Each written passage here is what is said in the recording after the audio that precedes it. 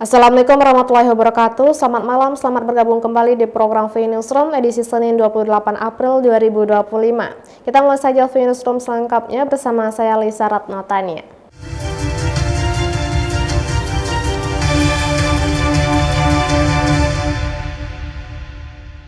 Mantan manajer restoran cepat saji di Tanjung Pinang yang terlibat kasus dugaan asusila. Mantan manajer restoran cepat saji di Kota Tanjung Pinang berstatus tersangka terkait kasus dugaan asusila terhadap karyawannya pada November 2024 lalu. Kapolresta Tanjung Pinang Kombes Pol Hamam Wahyudi mengatakan saat ini polisi tengah mengejar dan melacak keberadaan buronan yang disinyalir telah meninggalkan Kota Tanjung Pinang. Mantan manajer itu telah ditetapkan sebagai tersangka kasus dugaan asusila terhadap karyawati restoran tersebut. Saat ini korban telah diperiksa dan dimintai keterangan atas dugaan kasus asusila yang menimpanya. Kapolresta Tanjung Pinang menyebut koordinasi terus dilakukan dengan jajaran kepolisian di daerah lain untuk memperluas pencarian dan berharap masyarakat turut mengkonfirmasi keberadaan pelaku agar bisa segera dilakukan penangkapan. Itu bulan November. November. Kalau nggak salah November itu. Karena kan kami waktu panggil dan sudah nggak di tempat atau kami tangkap, kami belum ketemu si yang bersangkutan, sehingga kami sebarkan DPO-nya. Tapi kapan kita udah meriksa? Sudah. Juga, Makanya kami tetapkan sebagai tersangka kan, karena tidak ada kan, kami terbitkan DPO. Karena kita awal lakukan pengejaran, Iya, tetap. Nanti untuk apa? Ini tujuannya adalah untuk kita siapa yang tahu keberadaannya nanti bisa menghubungi kita, atau nanti dari kepolisian yang lain ya, apakah itu posisinya ada di Jakarta, di Surabaya atau di Batam, dan ini bisa dilakukan penangkapan oleh aparat setempat. Berdasarkan informasi, mantan manajer salah satu restoran cepat saji di Tanjung Pinang ini diduga telah melakukan perbuatan asusila. Perbuatan tersangka melanggar pasal 289 KUHP karena diduga telah melakukan ancaman kekerasan atau perbuatan cabul yang menyerang kehormatan seseorang. Lucia Ratnosari dari Tanjung Pinang melaporkan. Wakil Kepulauan Riau melakukan kunjungan kerjanya dengan menyambangi Balai Latihan Kerja dan Pengembangan Produktivitas atau BLKPP. Wakil Gubernur Kepulauan Riau Nyanyang Haris Pratamura meninjau langsung kondisi BLKPP Dinas Tenaga Kerja dan Transmigrasi Kepri. Dalam kunjungannya, Wakil Gubernur meninjau langsung kondisi BLKPP Tanjung Pinang serta mengevaluasi berbagai kebutuhan fasilitas pelatihan kerja. Wagub Nyanyang menyebut pentingnya penyelarasan program pelatihan kerja agar tepat sasaran dan memberi manfaat nyata bagi masyarakat. BLK diharapkan dapat meningkatkan kualitas dan efektivitas pelatihan sehingga para peserta pelatihan dapat memperoleh keterampilan yang dibutuhkan untuk bersaing di pasar kerja. Selain itu, melihat kondisi fisik BLKPP Tanjung Pinang yang dinilai memerlukan peningkatan, Wagub Nyanyang menegaskan komitmen Pemprov Kepri untuk mendorong revitalisasi fasilitas pelatihan tersebut. Di samping revitalisasi, masyarakat berharap adanya peningkatan kualitas instruktur, kerjasama dengan industri, dan pengembangan jaringan untuk mencapai outcome skill dari pelatihan tersebut. Adapun anggaran pelatihan di Dinas UMKM ada sekitar 10 miliar rupiah, sedangkan di BLK Tanjung Pinang sekitar 3 miliar rupiah dengan fokus utama pada pelatihan teknik. Barusan saya sudah keliling dari Disnaker dengan ada BLK di sana, perlu revitalisasi tempatnya. Yang kedua, kita sesuaikan dengan kebutuhan dari masing-masing kabupaten kota. Di Tanjung Pinang kebutuhannya apa, di Batam kebutuhan apa, di Lingga kebutuhan apa, maka kita bisa siapkan Balai Latihan Kerja itu sesuai dengan kebutuhan. Maka nanti saya akan merapat selalu untuk menyiapkan apa yang harus kita siapkan di dalam program Balai Latihan Kerja yang ada di provinsi kita.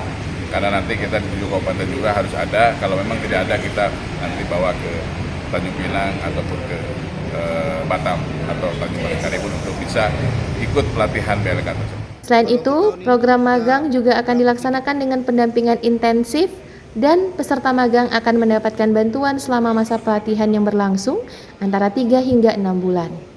Lucia Ratnosari dari Tanjung Pinang melaporkan.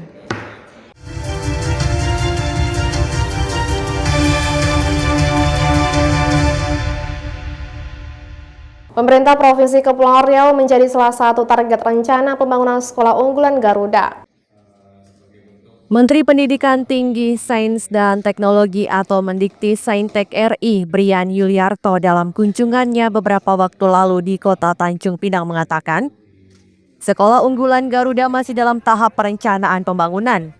Adapun sekolah unggulan Garuda dirancang sebagai boarding school modern dengan fasilitas lengkap dan akan dibangun di atas lahan seluas 20 hektar di kawasan Dompa Kota Tanjung Pinang, Provinsi Kepulauan Riau.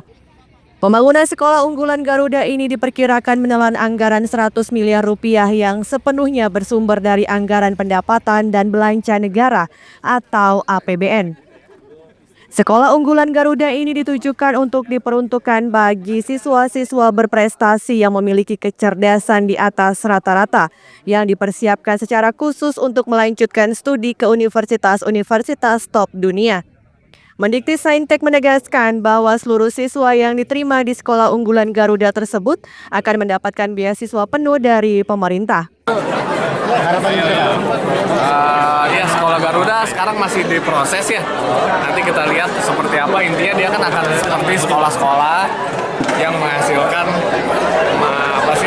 calon-calon mahasiswa yang siap untuk masuk ke kampus-kampus top di luar negeri, kampus-kampus top dunia lah intinya ya. Sehingga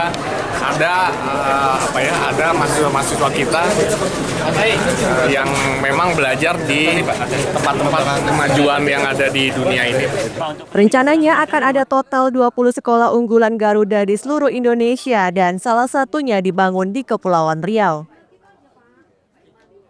Lucia Retnosari dari Tanjung Pinang melaporkan. Taman pasir diduga ilegal kembali jadi perhatian. Bupati Bintan akan lakukan langkah koordinasi bersama pihak terkait untuk menindak para pelaku.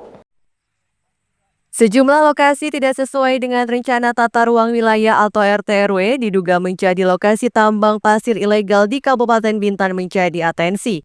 Menanggapi hal tersebut, Bupati Bintan Robi Kurniawan saat ditemui beberapa waktu lalu di lapangan relief Antam Kijang mengungkapkan akan melakukan koordinasi dengan pihak terkait salah satunya Polres Bintan untuk dapat memberikan tindakan terhadap disinyalir melanggar hukum dalam beraktivitas. Sampai berita ini tayang, awak media ini belum bisa mengkonfirmasi kepada stakeholder terkait. Nanti kita koordinasi ya dengan pihak-pihak terkait juga ya seperti Polres ya untuk kalau memang ini ilegal ya. Ilegal. Nah, nanti pasti ada tindakan ataupun konsekuensi ya. Nama ilegal kan dilarang. Nah, pasti harus ada tindakan-tindakan lebih lanjut. Berarti kawasan itu sudah tidak lagi daerah kawasan untuk tambang gitu lagi? Untuk tata ruangnya bisa tanyakan ke PUPR karena kita kan nggak hafal mendetail kalau keseluruhan tata ruangnya. Jadi apa harapannya ke Polres Pak supaya untuk ditindak? Ya tentunya ini kolaborasi, kita harus berkoordinasi dulu, terkait apa langkah-langkah selanjutnya. Untuk diketahui, pada awal bulan April lalu, Satreskrim Polres Bintan sempat melakukan pengecekan di tempat yang diduga menjadi aktivitas tambang pasir ilegal yang berada di Desa Galang Batang, Kampung Jeropet, dan Desa Malang Rapat. Pada sejumlah lokasi tersebut ditemukan sisa galian tanpa ada aktivitas tambang pasir yang berlangsung. Misbah Sabilal Arsi dari Bintan melaporkan.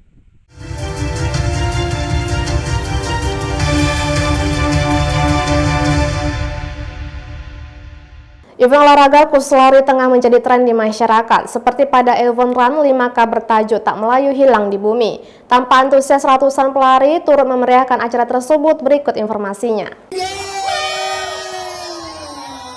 Bertempat di tepi Laut Tanjung Pinang pada Minggu 27 April 2025, ratusan pelari memeriahkan event run 5K atau lari 5 km mengelilingi area tepi Laut Tanjung Pinang. Terdapat dua kategori pada ajang run 5 km ini, yaitu kategori umum dan pelajar. Mengangkat tema Tak Melayu Hilang di Bumi, event ini menjadi salah satu bentuk mengenalkan dan menghadirkan lembaga adat Melayu Provinsi Kepulauan Riau di tengah masyarakat, khususnya di Kota Tanjung Pinang dan sekitarnya.